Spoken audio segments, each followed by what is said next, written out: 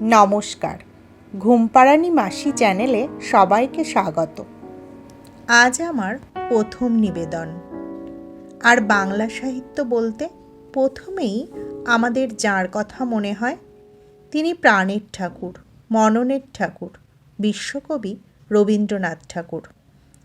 আজ শোনাব রবি ঠাকুরের লেখা অতি সহজ সরল একটি মেয়ের জীবনের করুণ কাহিনী। সামাজিক বিধিনিষেধ কিভাবে তার জীবনকে দুর্বিষহ করে তোলে।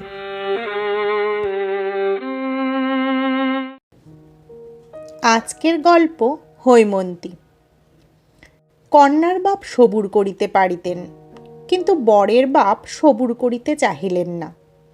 তিনি দেখিলেন মেয়েটির বিবাহের বয়স পার হইয়া গেছে, কিন্তু আর কিছুদিন গেলে সেটাকে ভদ্র বা অভদ্র কোনো রকমে চাপা দিবার সময়টাও পার হইয়া যাইবে।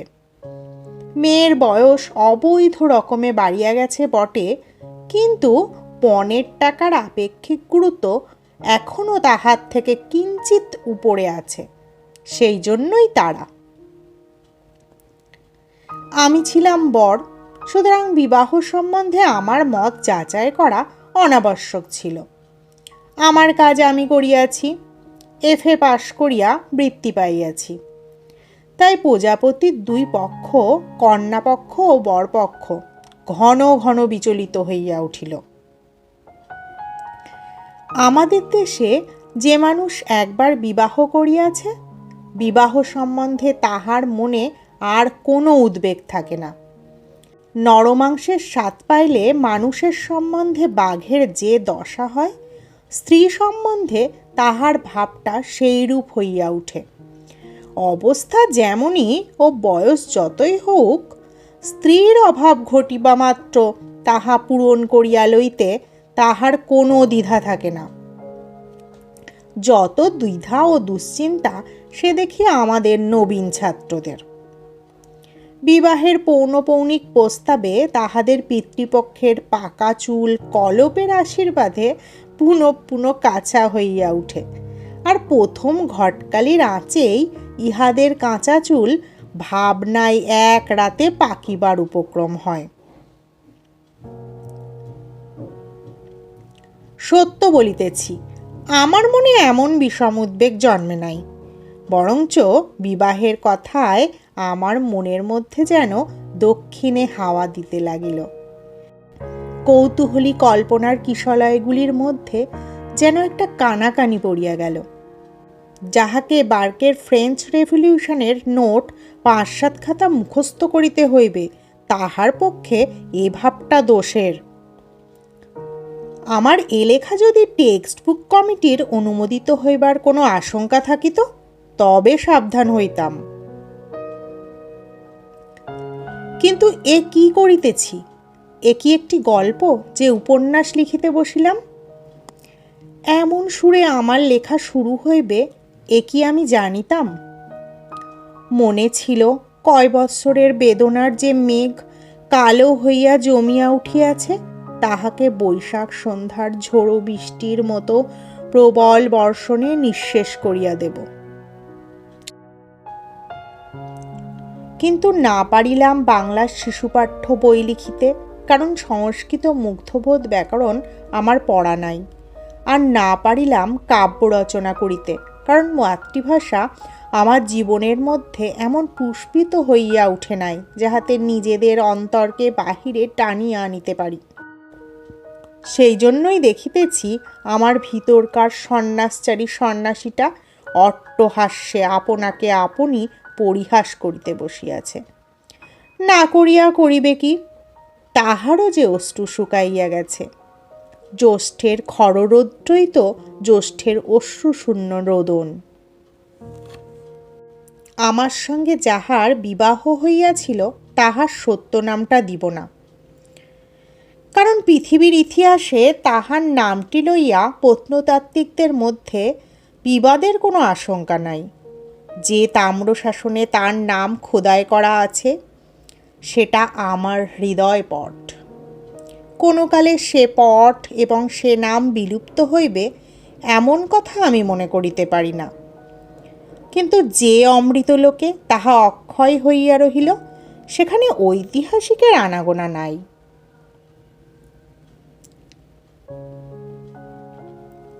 আমার এলেখায় তাহার যেমন হোক একটা নাম চাই। আচ্ছা, তাহার নাম দিলাম শিশির। কেননা শিশিরে কান্না হাসি একেবারে এক হইয়া থাকে, আর শিশিরে ভোরবেলাটুকুর কথা সকালবেলায় আসিয়া ফুরাইয়া যায়। শিশির আমার চেয়ে কেবল 2 বছরের ছোট ছিল, অথচ আমার পিতা যে গৌরীদনের পক্ষপাতী ছিলেন না তাহা নহে, তাহার পিতা ছিলেন উগ্রভাবে সমাজবিদ্রোহী। দেশের প্রচলিত ধর্মকর্ম কিছুতে তাহার আস্থা ছিল না। তিনি কষিয়া ইংরাজি পড়িয়াছিলেন। আমার পিতা উগ্রভাবে সমাজের অনুগামী। মানিতে তাহার বাধে এমন জিনিস আমাদের সমাজে সদরে বা অন্দরে, দেউড়ি বা খিড়কির পথে খুঁজিয়া পাওয়া দায়, কারণ ইনিও কষিয়া ইংরাজি পড়িয়াছিলেন। পিতামহ এবং পিতা উভয়েরই মতামত বিদ্রোহের 2 বিভিন্ন মূর্তি, কোনোটাই সরল স্বাভাবিক নহে।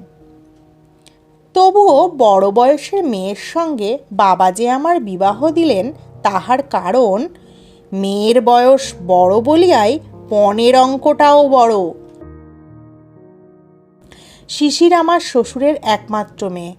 বাবার বিশ্বাস ছিল কন্যার পিতার সমস্ত টাকা ভাবী জামাতার ভবিষ্যতের গর্ভ পূরণ করিয়া তুলিতেছে। আমার শ্বশুরের বিশেষ কোনো একটা মতের বালাই ছিল না। তিনি পশ্চিমের এক পাহাড়ের কোনো এক রাজার অধীনে বড় কাজ করিতেন। শিশির যখন কোলে, তখন তাহার মার মৃত্যু হয়। মেয়ে বৎসরন্তে 1 বৎসর করিয়া বড় হইতেছে, তাহা আমার শ্বশুরের চোখেই পড়ে নাই। সেখানে তাহার সমাজের লোক এমন কেহই ছিল না যে তাহাকে চোখে আঙুল দিয়া দেখাইয়া দিবে। শিশিরের বয়স যথা সময়ে 16 হইল, কিন্তু সেটা স্বভাবের 16, সমাজের 16 নহে। কেহ তাহাকে আপন বয়সের জন্য সতর্ক হইতে পরামর্শ দেয় নাই। সেও আপন বয়সটার দিকে ফিরিয়াও তাকাইত না। কলেজে 3য় বৎসরে পা দিয়াছি। আমার বয়স 19। এমন সময় আমার বিবাহ হইল। বয়সটা সমাজের মতে বা সমাজ সংস্কারের মতে উপযুক্ত কিনা তাহা লইয়া তাহারা 2 পক্ষ লড়াই করিয়া রক্তারক্তি করিয়া মরুক, কিন্তু আমি বলিতেছি সে বয়সটা পরীক্ষা পাশ করিবার পক্ষে যত ভালো হোক, বিবাহের সম্বন্ধ আসিয়ার পক্ষে কিছুমাত্র কম ভালো ছিল না। বিবাহের অরুণোদয় হইল একখানি ফটোগ্রাফের আভাসে। পড়া মুখস্থ করিতেছিলাম।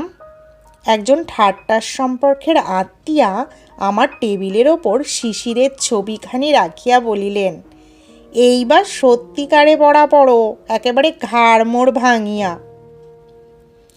কোনো একজন আনাড়ি কারিগরের তোলা ছবি।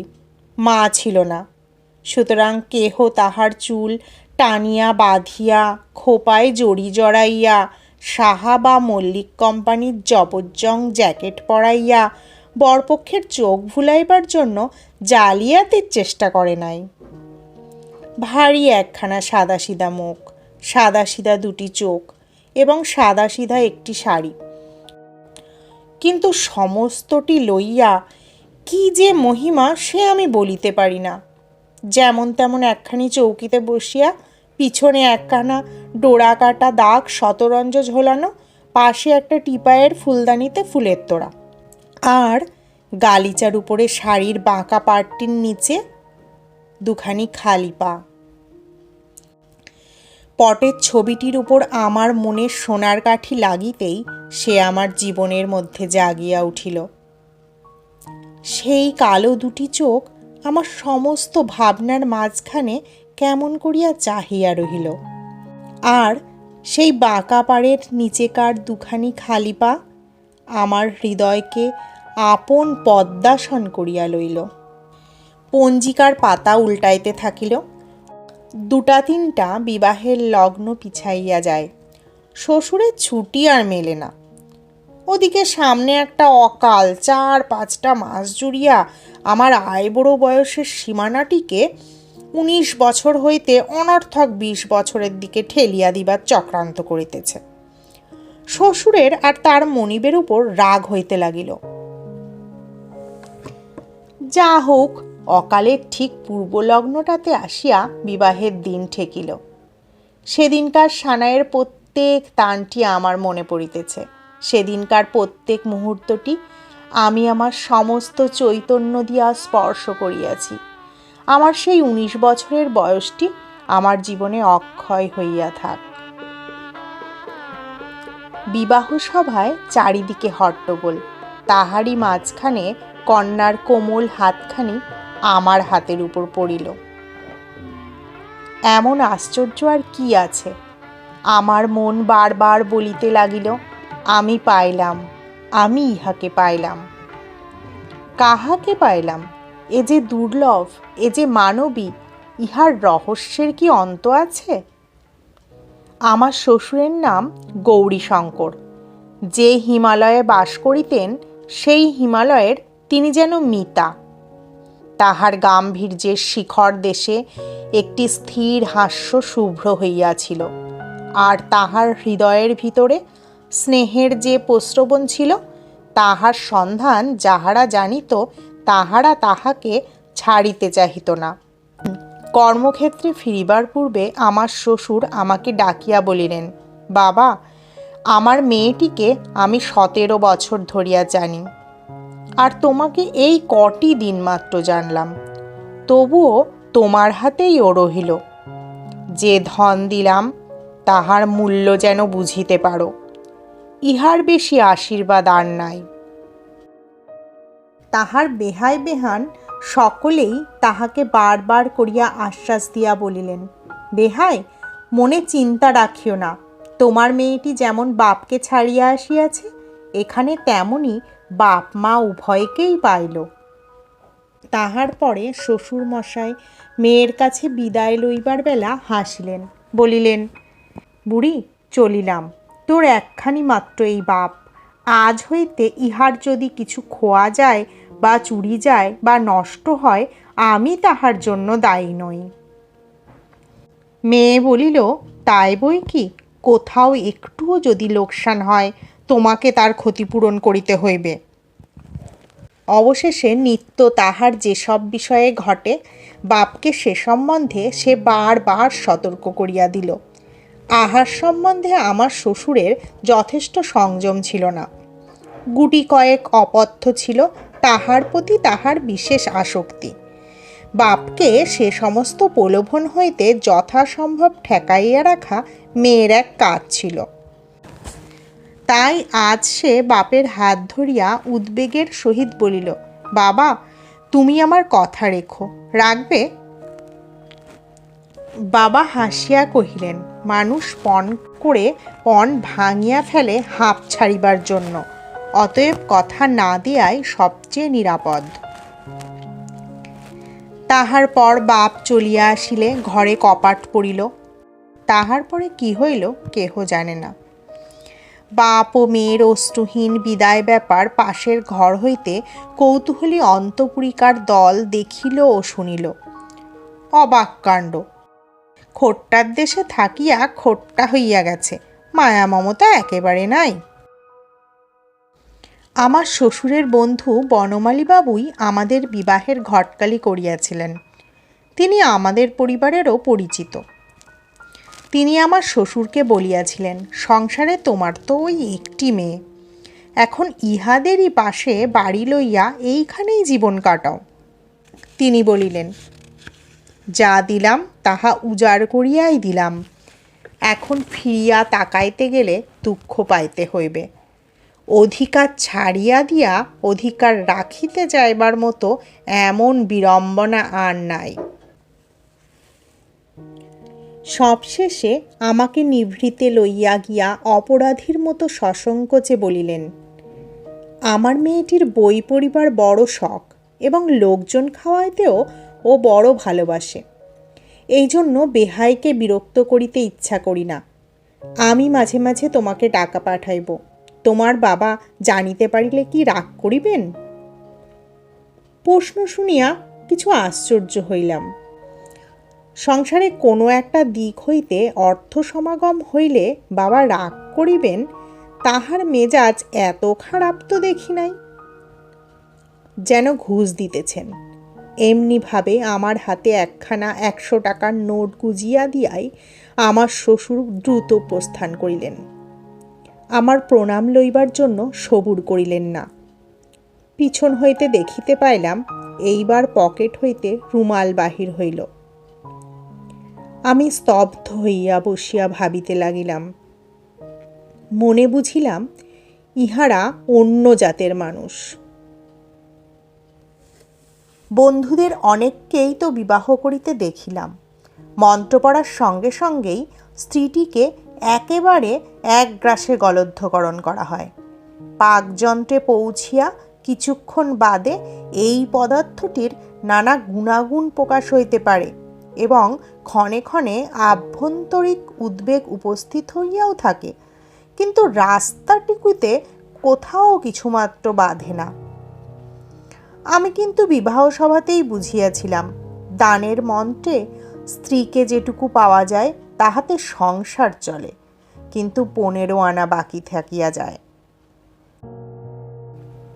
আমার সন্দেহ হয় অধিকাংশ লোকে স্ত্রীকে বিবাহ মাত্র করে, পায় না এবং জানেও না যে পায় না।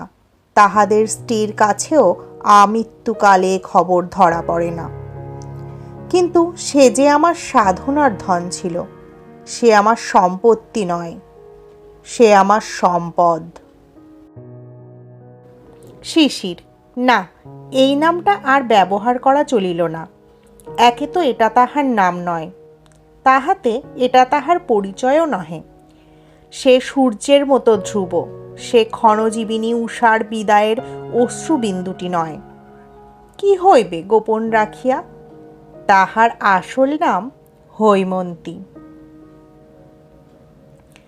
দেখিলাম এই 17 বছরের মেয়েটির উপরে যৌবনের সমস্ত আলো আসিয়া পড়িয়াছে, কিন্তু এখনো কৈশোরের কোল হইতে সে জাগিয়া উঠে নাই।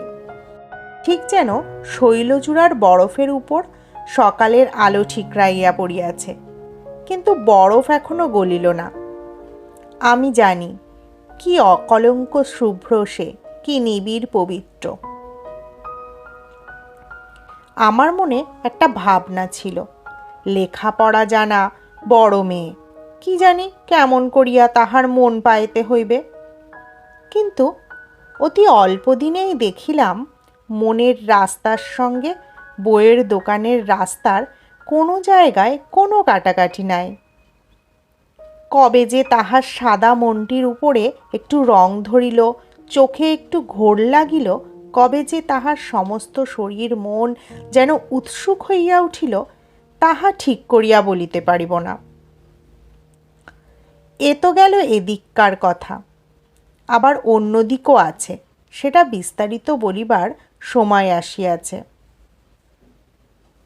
রাজ সংসারে আমার শ্বশুরের চাকরি। ব্যাংকে যে তাহার কত টাকা জমিল সে সম্বন্ধে জনশ্রুতি নানা প্রকার অঙ্কপাত করিয়াছে, কিন্তু কোনো অঙ্কটাই লাখের নিচে নামে নাই। ইহার ফল হইয়াছিল এই যে, তাহার পিতার দর যেমন যেমন বাড়িল, হৈমর আদরও তেমনই বাড়িতে থাকিল। আমাদের ঘরের কাজকর্ম রীতিপদ্ধতি শিখিয়া লইবার জন্য সে ব্যগ্র, কিন্তু মা তাহাকে অত্যন্ত স্নেহে কিছুতেই হাত দিতে দিলেন না। এমনকি হৈমর সঙ্গে পাহাড় হইতে যে দাসী আসিয়াছিল, যদিও তাহাকে নিজেদের ঘরে ঢুকিতে দিতেন না, তবুও তাহার জাত সম্বন্ধে প্রশ্নমাত্র করিলেন না, পাছে বিশ্রী একটা উত্তর শুনিতে হয়। এমনিভাবেই দিন চলিতে যাইতে পারিত, কিন্তু হঠাৎ একদিন বাবার মুখ ঘোর অন্ধকার দেখা গেল। ব্যাপারখানা এই, আমার বিবাহে আমার শ্বশুর 15,000 টাকা নগদ এবং 5,000 টাকার গহনা দিয়াছিলেন। বাবা তাহার এক দালাল বন্ধুর কাছে খবর পাইয়াছেন ইহার মধ্যে 15,000 টাকাই ধার করিয়া সংগ্রহ করিতে হইয়াছে। তাহা সুদও নিতান্ত সামান্য নহে। লাখ টাকার গুজব তো একেবারেই ফাঁকি। যদিও আমার শ্বশুরের সম্পত্তির পরিমাণ সম্বন্ধে আমার বাবার সঙ্গে তাহার কোনোদিন কোনো আলোচনাই হয় নাই, তবু বাবা জানি না কোন যুক্তিতে ঠিক করিলেন তাহার বেহায় তাহাকে ইচ্ছাপূর্বক প্রবঞ্চনা করিয়াছেন। তারপরে বাবার একটা ধারণা ছিল আমার শ্বশুর রাজার প্রধানমন্ত্রী গোছের একটা কিছু। খবর লইয়া জানিলেন তিনি সেখানকার শিক্ষা বিভাগের অধ্যক্ষ। বাবা বলিলেন, অর্থাৎ স্কুলের হেডমাস্টার। সংসারে ভদ্রপদ যতগুলি আছে তাহার মধ্যে সবচেয়ে ওঁচা। বাবার বড় আশা ছিল শ্বশুর আজবাদে কাল যখন কাজে অবসর লইবেন তখন আমিই রাজমন্ত্রী হইব। এমন সময় রাস উপলক্ষে দেশের কুটুম্বরা আমাদের কলিকাতার বাড়িতে আসিয়া জমা হইলেন। কন্যাকে দেখিয়া তাহাদের মধ্যে একটা কানাকানি পড়িয়া গেল। কানাকানি ক্রমে অস্ফুট হইতে স্ফুট হইয়া উঠিল। দুঃসম্পর্কের কোনো এক দিদিমা বলিয়া উঠিলেন, পোড়া কপাল আমার, নাতবউ যে বয়সে আমাকেও হার মানাইল। আর এক দিদিমা শ্রেণিয়া বলিলেন, আমাদেরই যদি হার না মানাইবে তবে অপু বাহির হইতে বউ আনিতে যাইবে কেন? আমার মা খুব জোরের সহিত বলিলেন, ও মা, সে কি কথা? বৌমার বয়স সবে 11 বই তো নয়। এই আসছে ফাল্গুনে 12ই পা দেবে। খোট্টার দেশে ডাল রুটি খাইয়া মানুষ, তাই অমন বাড়ন্ত হইয়া উঠিয়াছে। দিদিমারা বলিলেন, বাছা, এখনো চোখে এত কম দেখি না।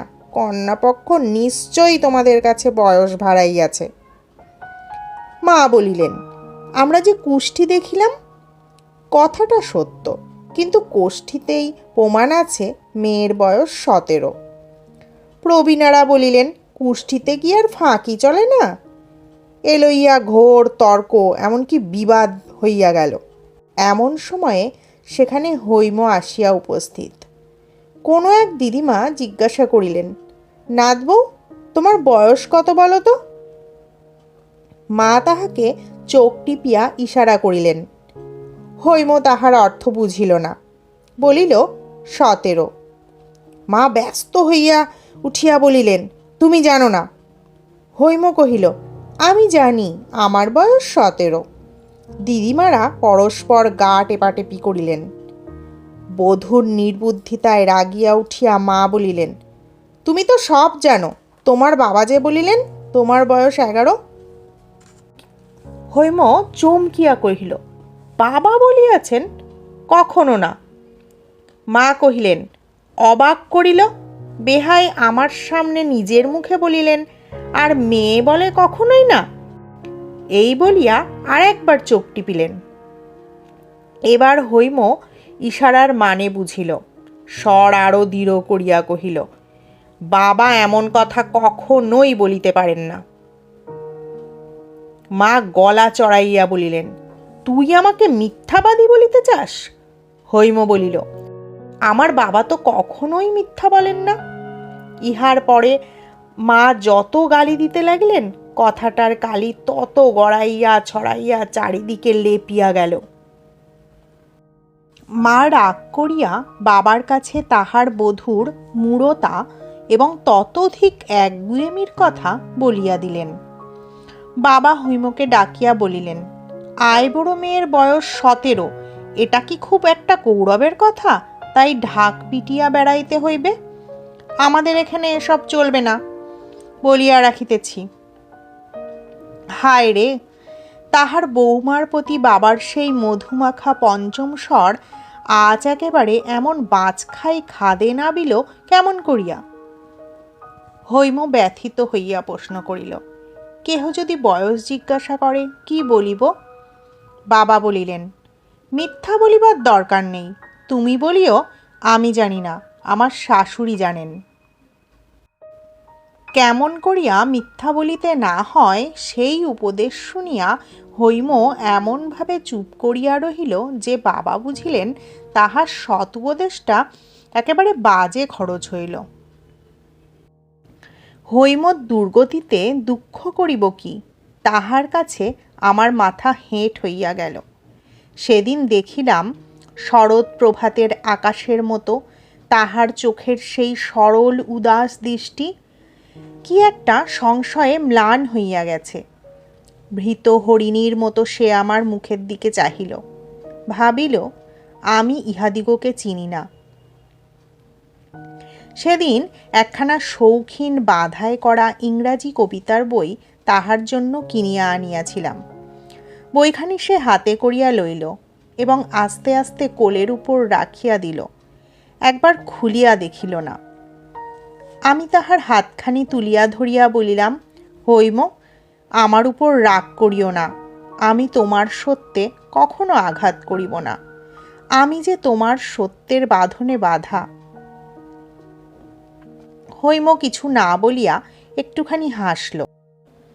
সে হাসি বিধাতা যাহাকে দিয়াছেন তাহার কোনো কথা বলিবার দরকার নাই। পিতার আর্থিক উন্নতির পর হইতে দেবতার অনুগ্রহকে স্থায়ী করিবার জন্য নতুন উৎসাহে আমাদের বাড়িতে পূজার্চনা চলিতেছে। এ পর্যন্ত সে সমস্ত ক্রিয়াকর্মে বাড়ির বধূকে ডাক পড়ে নাই। নতুন বধূর প্রতি একদিন পূজা সাজাইবার আদেশ হইল। সে বলিল, মা, বলিয়া দাও কি করিতে হইবে। ইহাতে কারো মাথায় আকাশ ভাঙিয়া পড়িবার কথা নয়, কারণ সকলেরই জানা ছিল মাতৃহীন প্রবাসে কন্যা মানুষ। কিন্তু কেবলমাত্র হৈমকে লজ্জিত করাই এই আদেশের হেতু। সকলেই গালে হাত দিয়া বলিল, ও মা, এ কি কাণ্ড, এ কোন নাস্তিকের ঘরের মেয়ে, এবারে সংসার হইতে লক্ষ্মী ছাড়িল, আর দেরি নাই। এই উপলক্ষে হৈমর বাপের উদ্দেশ্যে যাহা না বলিবার তাহা বলা হইল। যখন হইতে কটু কথার হাওয়া দিয়াছে হৈম একেবারে চুপ করিয়া সমস্ত সহ্য করিয়াছে। একদিনের জন্য কাহারও সামনে সে চোখের জলও ফেলে নাই। আজ তাহার বড় বড় দুই চোখ ভাসাইয়া দিয়া জল পড়িতে লাগিল। সে উঠিয়া দাঁড়াইয়া বলিল, আপনারা জানেন সে দেশে আমার বাবাকে সকলে ঋষি বলে। ঋষি বলে? ভারী একটা হাসি পড়িয়া গেল। ইহার পরে তাহার পিতার উল্লেখ করিতে হইলে প্রায়ই বলা হইত, তোমার ঋষি বাবা। এই মেয়েটির সকলের চেয়ে দরদের জায়গাটি যে কোথায় তাহা আমাদের সংসার বুঝিয়া লইয়াছিল। বস্তুত আমার শ্বশুর ব্রাহ্মও নন, খ্রিস্টানও নন, হয়তোবা নাস্তিকও না হইবেন। দেবার্চনার কথা কোনোদিন তিনি চিন্তাও করেন নাই। মেয়েকে তিনি অনেক পড়াইয়াছেন, শুনাইয়াছেন, কিন্তু কোনো দিনের জন্য দেবতা সম্বন্ধে তিনি তাহাকে কোনো উপদেশ দেন নাই। বনমালীবাবু এ লইয়া তাহাকে একবার প্রশ্ন করিয়াছিলেন। তিনি বলিয়াছিলেন, আমি যাহা বুঝি না তাহা শিখাইতে গেলে কেবল কপটতা শেখানো হইবে। অন্তঃপুরে হৈমর একটি প্রকৃত ভক্ত ছিল, সে আমার বোন নারায়ণী। বৌদিদিকে ভালোবাসে বলিয়া তাহাকে অনেক গঞ্জনা সহিতে হইয়াছিল। সংসার যাত্রায় হৈমর সমস্ত অপমানের পালা আমি তাহার কাছেই শুনিতে পাইতাম। একদিনের জন্য আমি হৈমর কাছে শুনি নাই। এসব কথা সংকোচে সে মুখে আনিতে পারিত না। সে সংকোচ নিজের জন্য নহে। হৈম তাহার বাপের কাছ হইতে যত চিঠি পাইত সমস্ত আমাকে পড়িতে দিত। চিঠিগুলি ছোট কিন্তু রসে ভরা। সেও বাপকে যত চিঠি লিখিত সমস্ত আমাকে দেখাইত। বাপের সঙ্গে তাহার সম্বন্ধটি আমার সঙ্গে ভাগ করিয়া না লইলে তাহার দাম্পত্য যে পূর্ণ হইতে পারিত না। তাহার চিঠিতে শ্বশুরবাড়ি সম্বন্ধে কোনো নালিশের ইশারাটুকুও ছিল না, থাকিলে বিপদ ঘটিতে পারিত। নারায়ণীর কাছে শুনিয়াছি শ্বশুরবাড়ির কথা কি লেখে জানিবার জন্য মাঝে মাঝে তাহার চিঠি খোলা হইত। চিঠির মধ্যে অপরাধের কোনো প্রমাণ না পাইয়া উপরওয়ালাদের মন যে শান্ত হইয়াছিল তাহা নহে, বোধ করি তাহাতে তাহারা আশাভঙ্গের দুঃখই পাইয়াছিলেন। বিষম বিরক্ত হইয়া তাহারা বলিতে লাগিলেন, এত ঘন ঘন চিঠি বা কিসের জন্য? বাপই যেন সব, আমরা কি কেহ নই? এই লইয়া অনেক অপ্রিয় কথা চলিতে লাগিল। আমি ক্রুদ্ধ হইয়া হৈমকে বলিলাম, তোমার বাবার চিঠি আর কাহাকেও না দিয়া আমাকেই দিও, কলেজে যাইবার সময় আমি পোস্ট করিয়া দিব। হৈম বিস্মিত হইয়া জিজ্ঞাসা করিল, কেন? আমি লজ্জায় তাহার উত্তর দিলাম না। বাড়িতে এখন সকলে বলিতে আরম্ভ করিল, এইবার অপুর মাথা খাওয়া হইল, বিএ ডিগ্রি শিখেই তোলা রহিল, ছেলেরই বা দোষ কি? সে তো বটেই, দোষ সমস্ত হৈমর। তাহার দোষ যে তাহার বয়স 17, তাহার দোষ যে আমি তাহাকে ভালোবাসি, তাহার দোষ যে বিধাতার এই বিধি। তাই আমার হৃদয়ের রন্ধ্রে রন্ধ্রে সমস্ত আকাশ আজ বাঁশি বাজাইতেছে। বিএ ডিগ্রি অকাতর চিত্তে আমি চুলায় দিতে পারিতাম, কিন্তু হৈমর কল্যাণে পণ করিলাম, পাশ করিবই এবং ভালো করিয়াই পাশ করিব। এ পণ রক্ষা করা আমার সে অবস্থায় যে সম্ভবপর বোধ হইয়াছিল তাহার দুইটি কারণ ছিল। এক তো হৈমর ভালোবাসার মধ্যে এমন একটি আকাশের বিস্তার ছিল যে সংকীর্ণ আসক্তির মধ্যে সে মনকে জড়াইয়া রাখিত না। সেই ভালোবাসার চারিদিকে ভারী একটা স্বাস্থ্যকর হাওয়া বহিত। দ্বিতীয়, পরীক্ষার জন্য যে বইগুলি পড়ার প্রয়োজন তাহা হৈমর সঙ্গে একত্রে মিলিয়া পড়া অসম্ভব ছিল না। পরীক্ষা পাশের উদ্যোগে কোমর বাঁধিয়া লাগিলাম। একদিন রবিবার মধ্যাহ্নে বাহিরের ঘরে বসিয়া মার্টিনোর চরিত্রতত্ত্ব বইখানার বিশেষ বিশেষ লাইনের মধ্যপদগুলা ফাড়িয়া ফেলিয়া নীল পেন্সিলের লাঙল চালাইতেছিলাম। এমন সময় বাহিরের দিকে হঠাৎ আমার চোখ পড়িল। আমার ঘরের সম্মুখে আঙিনার উত্তর দিকে অন্তঃপুরে উঠিবার একটা সিঁড়ি, তাহারই গায়ে গায়ে মাঝে মাঝে গড়াদে দেয়া এক একটা জালনা। দেখি তাহারই একটি জালনায় হৈম চুপ করিয়া বসিয়া পশ্চিমের দিকে চাহিয়া। সেদিকে মল্লিকদের বাগানে কাঞ্চন গাছ গোলাপি ফুলে আচ্ছন্ন। আমার বুকে ধক করিয়া একটা ধাক্কা লাগিল। মনের মধ্যে একটা অবধানতার আবরণ ছিঁড়িয়া পড়িয়া গেল। এই নিঃশব্দ গভীর বেদনার রূপটি আমি এতদিন এমন স্পষ্ট করিয়া দেখি নাই। কিছু না, আমি কেবল তাহার বসিবার ভঙ্গিটুকু দেখিতে পাইতেছিলাম। কোলের উপরে একটি হাতের উপর আরেকটি হাত স্থির পড়িয়া আছে, মাথাটি দেয়ালের উপর হেলানো, খোলা চুল বাম কাঁধের উপর দিয়া বুকের উপর ঝুলিয়া পড়িয়াছে। আমার বুকের ভিতরটা হু হু করিয়া উঠিল। আমার নিজের জীবনটা এমনই কানায় কানায় ভরিয়াছে যে আমি কোথাও কোনো শূন্যতা লক্ষ্য করিতে পারি নাই। আজ হঠাৎ আমার অত্যন্ত নিকটে অতি বৃহৎ একটা নৈরাশ্যের গহ্বর দেখিতে পাইলাম। কেমন করিয়া, কি দিয়া আমি তাহা পূরণ করিব?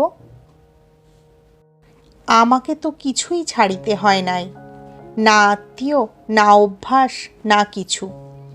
হৈম সে সমস্ত ফেলিয়া আমার কাছে আসিয়াছে, সেটা কতখানি তাহা আমি ভালো করিয়া ভাবি নাই।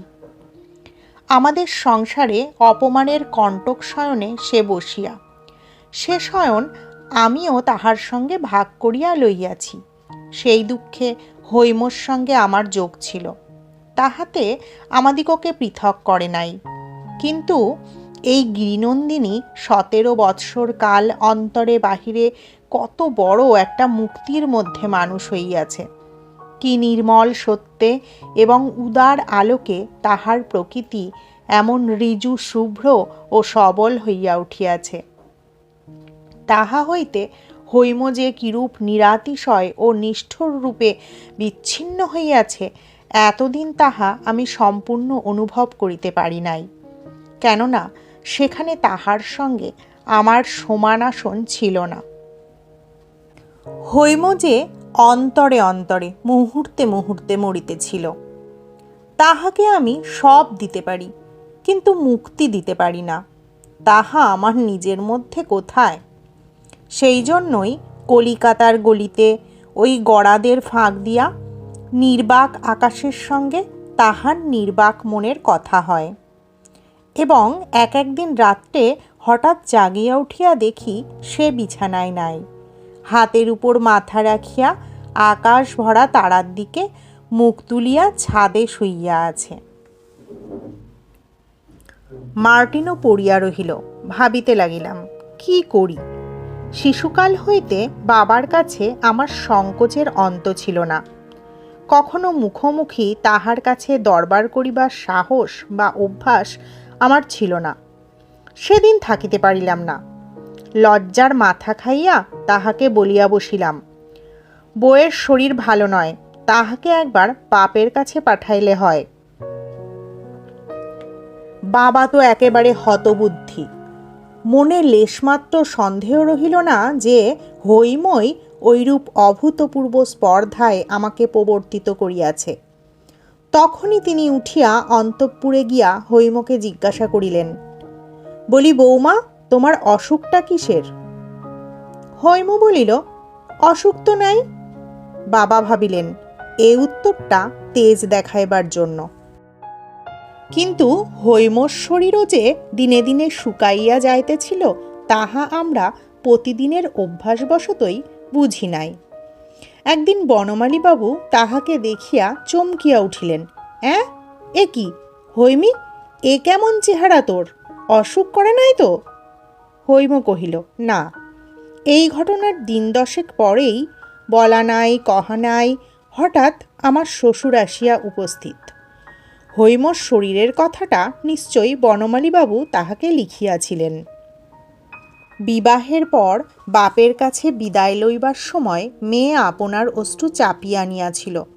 এমন মিলনের দিন বাপ যেমনি তাহার চিপুক ধরিয়া মুখটি তুলিয়া ধরিলেন, অমনি হৈমর চোখের জল আর মানা মানিল না।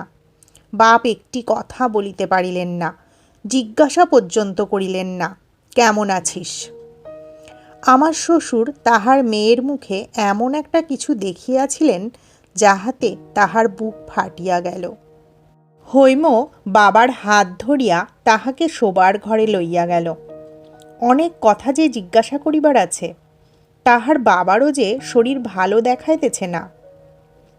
বাবা জিজ্ঞাসা করিলেন, বুড়ি, আমার সঙ্গে যাবি? হৈম কাঙালের মতো কহিল, যাব। বাপ বলিলেন, আচ্ছা, সব ঠিক করিতেছি। শ্বশুর যদি অত্যন্ত উদ্বিগ্ন হইয়া না থাকিতেন, তাহা হইলে এ বাড়িতে ঢুকিয়াই বুঝিতে পারিতেন এখানে তাহার আর সেদিন নাই। হঠাৎ তাহার আবির্ভাবকে উপদ্রব মনে করিয়া বাবা তো ভালো করে কথাই কহিলেন না। আমার শ্বশুরের মনে ছিল তাহার বেহাই একদা তাহাকে বারবার করিয়া আশ্বাস দিয়াছিলেন যে যখন তাহার খুশি মেয়েকে তিনি বাড়ি লইয়া যাইতে পারিবেন। এ সত্যের অন্যথা হইতে পারে, সে কথা তিনি মনেও আনিতে পারেন নাই। বাবা তামাক টানিতে টানিতে বলিলেন, বেহাই, আমি তো কিছু বলিতে পারি না। একবার তাহলে বাড়ির মধ্যের উপর বরাত দেওয়ার অর্থ কি আমার জানা ছিল। বুঝিলাম কিছু হইবে না, কিছু হইলও না। বৌমার শরীর ভালো নাই, এ তো বড় অন্যায় অপবাদ। শ্বশুরমশাই স্বয়ং একজন ভালো ডাক্তার আনিয়া পরীক্ষা করাইলেন। ডাক্তার বলিলেন, বায়ু পরিবর্তন আবশ্যক, নইলে হঠাৎ একটা শক্ত ব্যায়াম হইতে পারে। বাবা হাসিয়া কহিলেন, হঠাৎ একটা শক্ত ব্যায়াম তো সকলেরই হইতে পারে, এটা কি আবার একটা কথা? আমার শ্বশুর কহিলেন, জানেন তো, উনি একজন প্রসিদ্ধ ডাক্তার, উহার কথাটি কি? বাবা কহিলেন, অমন ঢের ডাক্তার দেখিয়াছি, দক্ষিণার জোরে সকল পণ্ডিতেরই কাছে সব বিধান মেলে এবং সকল ডাক্তারেরই কাছে সব রোগের সার্টিফিকেট পাওয়া যায়। এই কথাটা শুনিয়া আমার শ্বশুর একেবারে স্তব্ধ হইয়া গেলেন। হৈম বুঝিল তাহার বাবার প্রস্তাব অপমানের সহিত অগ্রাহ্য হইয়াছে।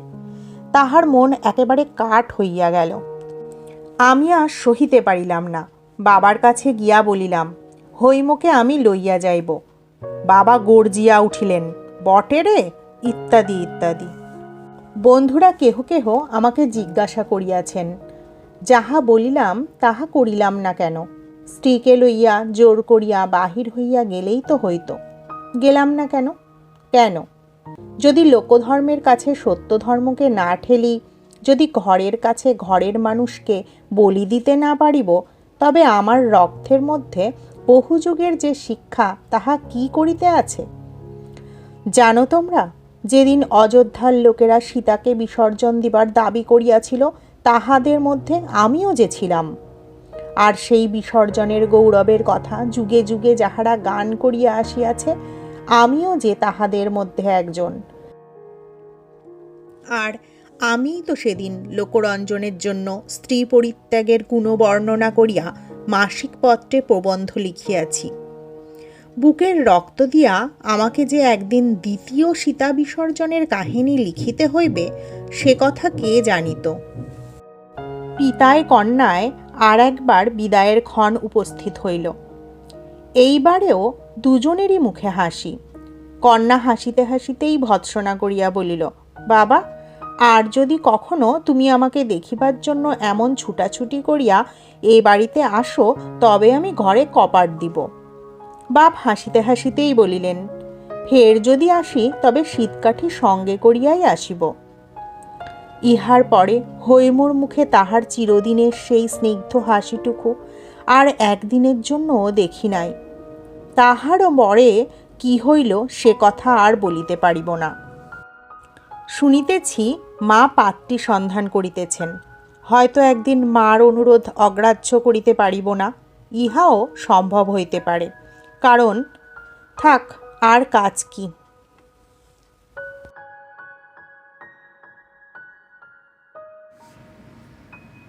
আজ এই পর্যন্ত। হৈমন্তীর জীবন কাহিনী আমাদের মনকে ভারাক্রান্ত করে তোলে। মন খারাপের রেশ নিয়েই সবার কাছ থেকে বিদায় চেয়ে নিচ্ছি। ধন্যবাদ সকলকে। দেখা হচ্ছে পরের একটি গল্পে। সবাই ভালো থাকবেন, সুস্থ থাকবেন, আর ভালো লাগলে একটি লাইক করে দেবার আবদার রইল।